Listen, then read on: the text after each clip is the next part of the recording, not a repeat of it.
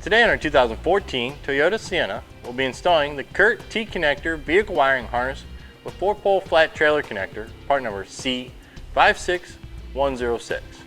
To begin our install, we're first going to open up the hatch. We need to remove the 2 rear taillight assemblies. Each assembly has 2 fasteners that will have to be removed in order to take the taillight assembly out. You can make it a little easier if you use a flat blade screwdriver. We're just going to use a plastic trim panel tool, get in between the taillight and the body of the vehicle, gently prying it free.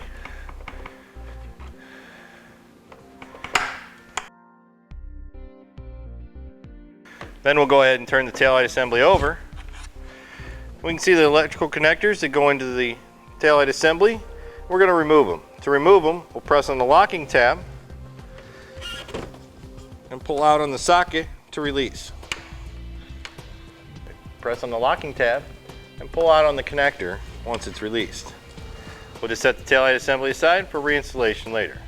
Now we'll move over to the passenger side and repeat the same process. We're going to need to remove the access panel here on the passenger side. This access panel is also the storage compartment for your spare tire tools. We'll just remove the panel and set it aside. Once that's out of the way, we'll move to the rear threshold or scuff panel. Now to remove it, there are fasteners underneath the cargo hooks that we'll have to take out. Here at the cargo hook, we'll need to release the fastener underneath the hook. So we'll go ahead and pull the hook out of the way, pop the cap free, and then remove the bolt that secures it. Now once the bolt is out, that fastener is removed, and we'll move over to the center and then the passenger side.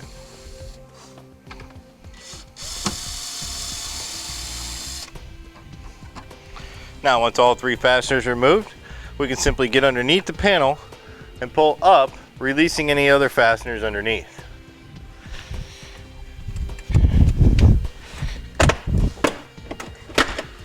You'll notice here I'm starting on one side, and once it starts releasing, you can just work your way to the other side.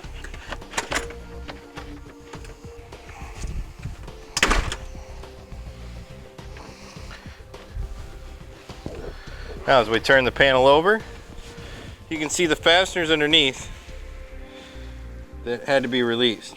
Now, sometimes the fasteners don't come out of the sheet metal, so you'll need to remove them from the sheet metal and put them back in the panel. To do that, you could use a pair of needle nose pliers, or if you have a trim panel tool, simply work it underneath the fastener. We'll get underneath the fastener and pop it free.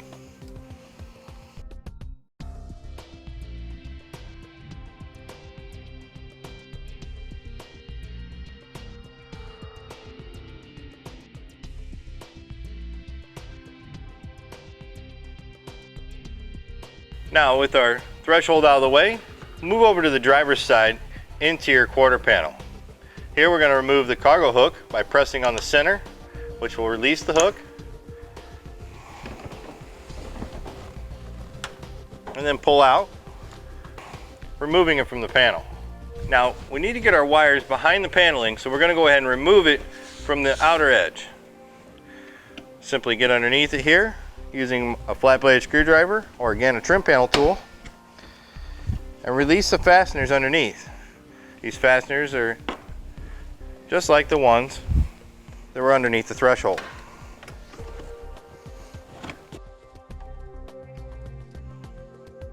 In cases where you have the jump seat or extra seat that gets stored here in the rear, you may need to take out the trim panel around the hold down.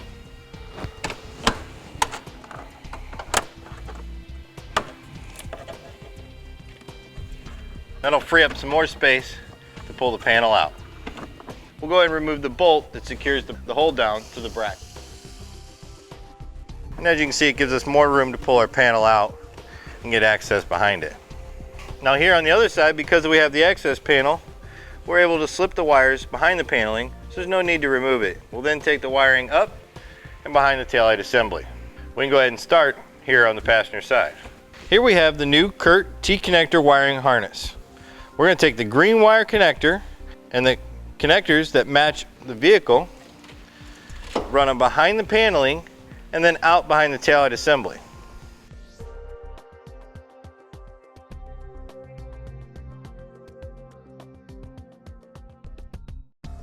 Now once I have access to it, we'll go ahead and take the two matching connectors and plug them together. Next, using one of the zip ties supplied with the install kit, we'll go ahead and zip tie the two wires together. This just helps secure the two wires. I'm going to cut off the excess from the zip tie, get it out of the way, and then we can reinstall the passenger side taillight assembly. We'll take the other side of our T connector, plug it into the taillight assembly, and then reinstall the manufacturer's wiring. Now we're ready to reinstall the passenger side taillight assembly.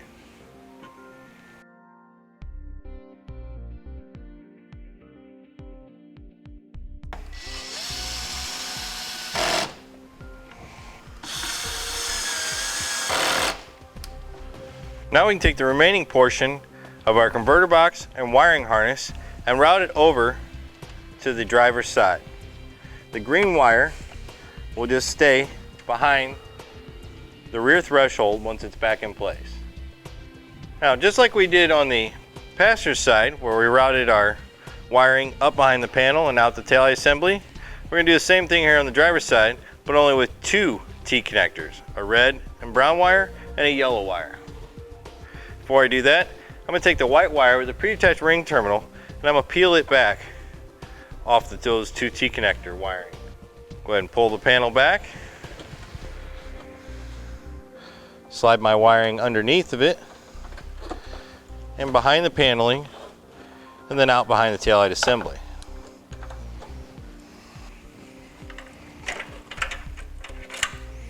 Once we have access to the wiring, we'll go ahead and plug it in.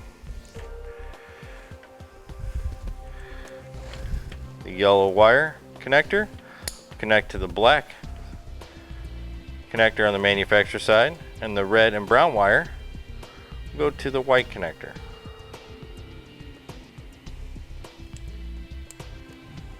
Now we've made our connections, we're going to go ahead and plug them into the taillight,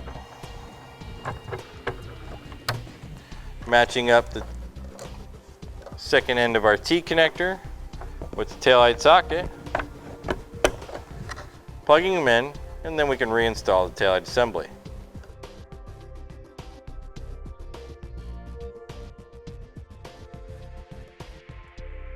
Next, we're going to route the power wire behind the paneling and up to our converter box.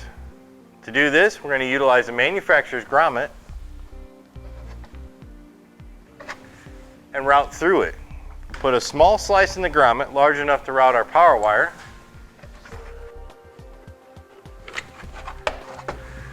Once we have a slice in the grommet, we're then going to go ahead and utilize a pull wire to help get our wire up behind the paneling. A pull wire could be a stiff piece of wire, or in this case, we're going to use a piece of air tubing.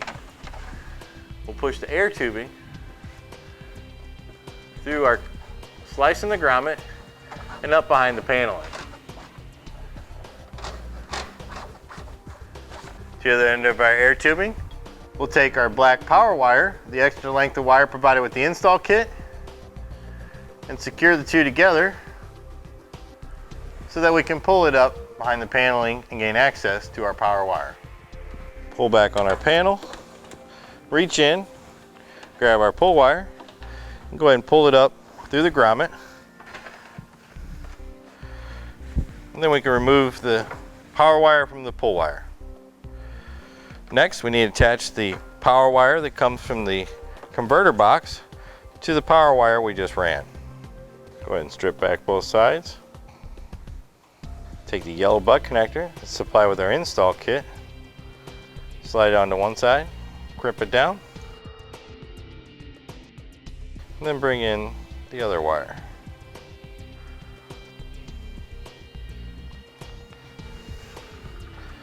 Once we've secured the two together with our butt connector, I'm going to go ahead and wrap it up with some black electrical tape, help keep it free from dirt, dust, debris, and moisture.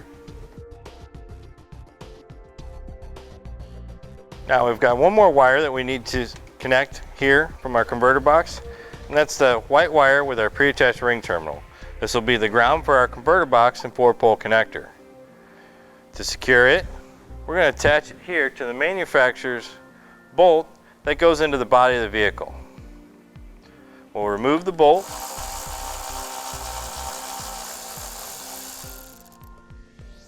install the ring terminal,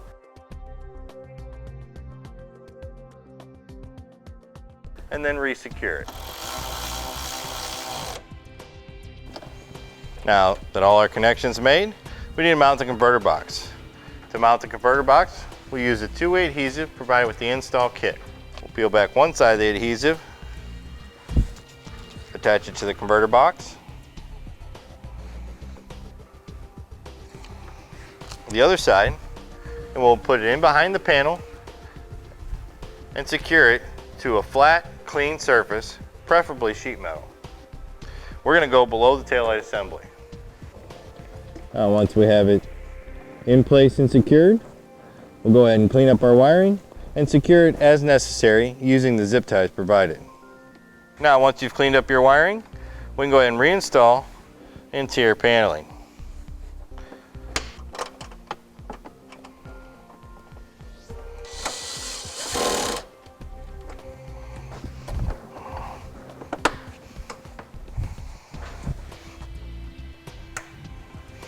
Now here you can see our 4-flat connector.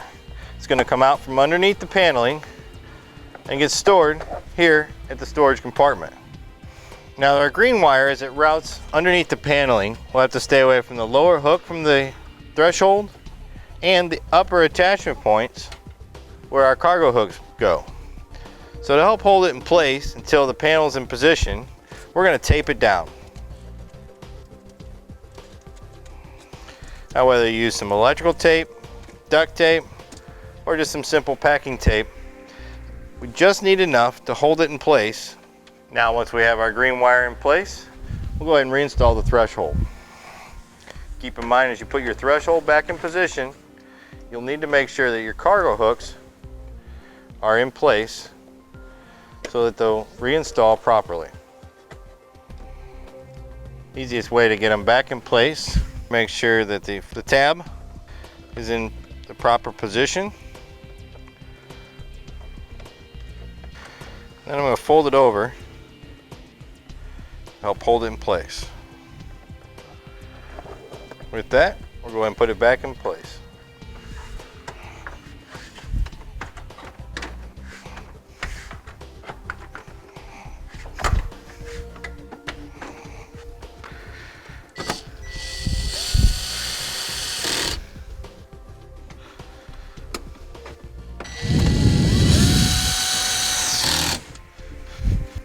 Now once the threshold's back in place, I'm going to go ahead and reinstall the access panel here on the passenger side.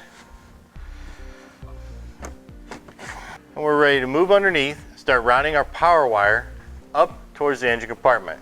Keep in mind when routing any of your wiring, stay away from moving components as steering or suspension or excessive heat such as exhaust. You'll note that we've gone ahead and added the Redline metal loom clamp, part number A0250, and a self-tapping screw to secure it. This helps keep my power wire up tight to the frame so it doesn't hang down, possibly get caught on something. Typically, running along the brake lines is a good solution. We need to route through the engine compartment and ultimately to the top of the engine bay to the battery. We've got our pull wire routed through the engine bay. We'll now take the other end and our power wire. Now to get our pull wire through, we're just going to route it up the firewall behind the manufacturer's wiring and brake line. Now once we get to the top of the engine compartment, you can see our pull wire that we routed. We'll go ahead and pull it through, pulling out our power wire. Once we have our access to the power wire, I'm going to go ahead and secure it with a zip tie. I can secure it directly here to the manufacturer's wiring. Now, we're going to route it over to the positive battery post. I can remove the positive battery post cover before we take our power wire and connect it directly to the battery. we're going to install the inline fuse holder provided with our install kit. Here we have our inline fuse holder. On one end, we're going to install a butt connector that will get attached to the power wire we just ran from the back of the vehicle. On the other side, we'll add the ring terminal, both supplied with our install kit. Now we can go ahead and determine how much of the excess power wire we can cut off. We're going to go ahead and trim it right here, and we'll prep it to install it into the butt connector.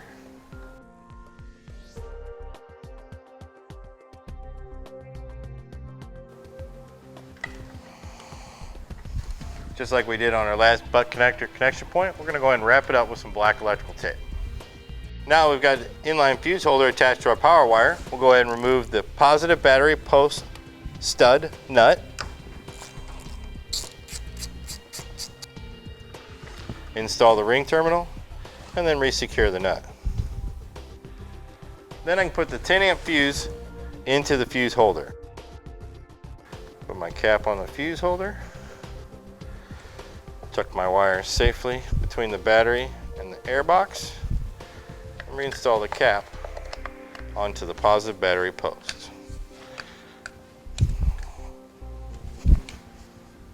Now with all our connections made, let's go ahead and test the new 4-pole trailer connector.